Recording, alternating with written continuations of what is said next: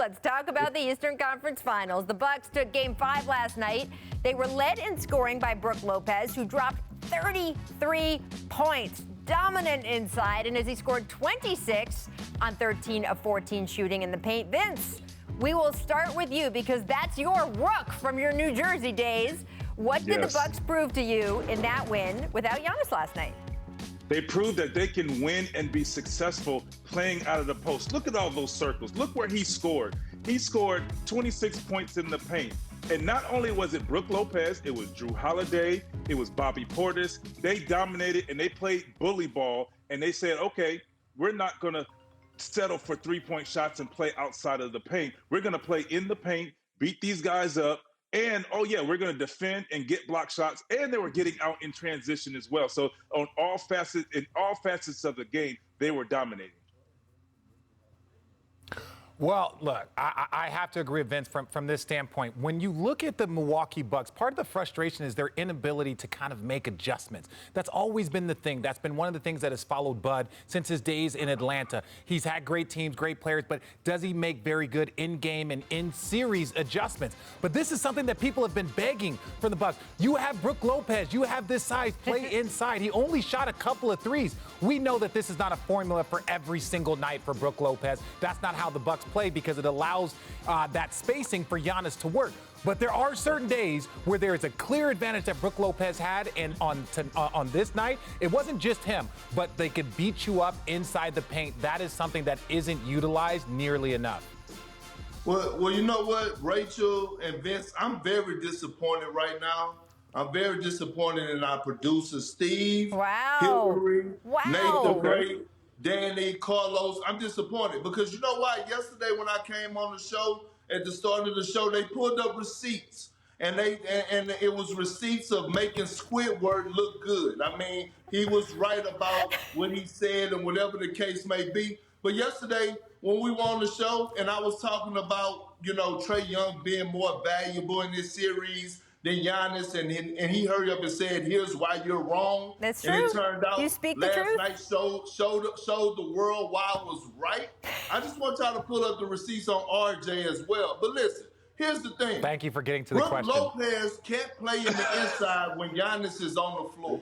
That's period point blank. So the thing that I saw last night was I saw a team playing together on the offensive end. It was body movement, it was ball movement, it was, you know, passing up good shots to get great shots. When Giannis is not on the floor, we can see the Brook Lopez of old, a former all-star dominating the paint, play around the perimeter. But when you have Giannis back on the floor, remember, Giannis is handling the ball at the top of the key, and everyone else is what? They're spacing out, even Brook Lopez, so that's doing a disservice to him. But last night, Brook Lopez changed back the hands of times, like I said yesterday on the show. Chris Middleton showed us why he's a Batman in my eyes, because he almost notched a triple-double. He did it in every form and fashion. 26 points, 13 rebounds, down there with the trees, and 8 dimes. He was dishing that thing out everywhere.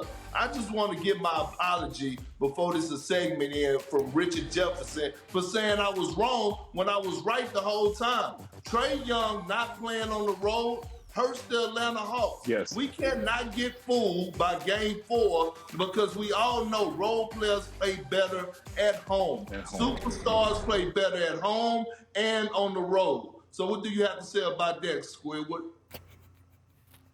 Okay, I'll make it quick.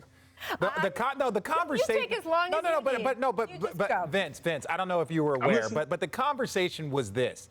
Which one is a bigger impact? And I truly believe that Giannis's injury actually will impact who wins the NBA championship, where Trae Young might impact who wins this series. I think that is a very different thing. That's all I'm saying, Perk. But I don't think you needed to go down the line and call out every single producer. You could have just called out Carlos and left it there. You could have just called him out and just left everybody else out of it. We love you, Carlos. Love you, Carlos.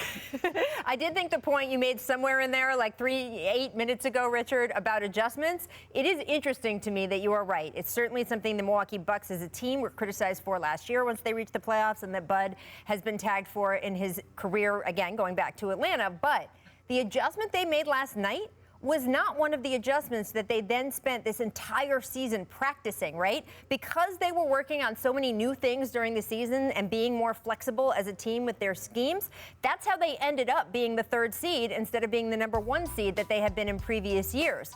Well, guess what? All of that practice is not what led to last night because they never practiced without Giannis, right?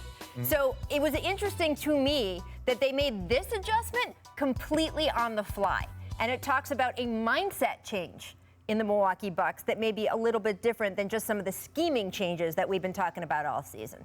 I do want to get to the Hawks because your point. I was going to say one thing, go ahead, Vince. real quick. Yeah. My only question is, where do they go from here, though? That's my only question. If Giannis does play and come back, where do you go? How do you play now? Do you still feature Brook in the post? Because if you're featuring Brook in the post, if whoever is guarding Capella, I'm like, please, I'm going to sag. Please, Giannis, shoot the 3 for me. That's settle for that. You know? Yeah. So I'm just curious to see where do they go from here. Yeah, Giannis might not play Game 6. That might be a good thing for them. But if he plays, how do they respond or how do they play from there? Thanks for watching ESPN on YouTube. For live streaming, sports, and premium content, subscribe to ESPN+.